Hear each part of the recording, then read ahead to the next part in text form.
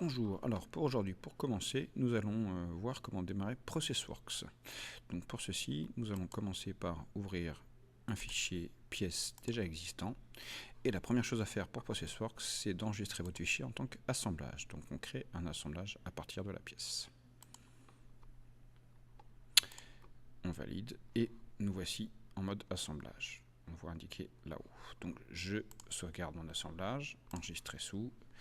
Alors, je prends pour habitude de nommer toujours les fichiers Processworks avec le mot usinage en mot-clé. Donc usinage exemple 01 et je sauvegarde. Une fois que vous êtes en mode assemblage, vous allez donc pouvoir aller vérifier qu'au niveau des compléments, nous avons donc Processworks d'activer. Je déconseille fortement de l'activer au démarrage.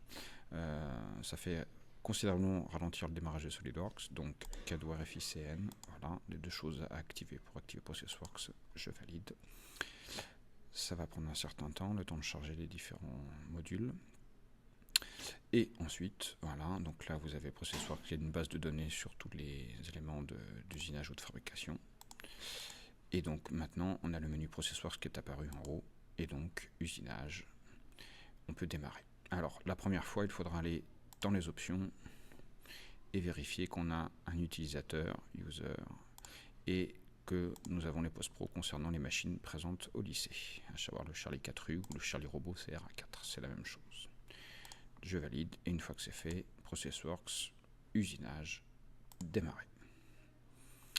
Donc voilà, il va nous demander un certain nombre de choses qu'on peut compléter ou non, c'est pas très important.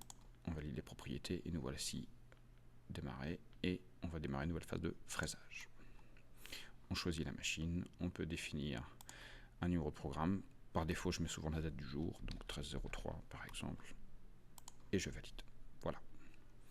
Voilà pour ce démarrage de Processworks.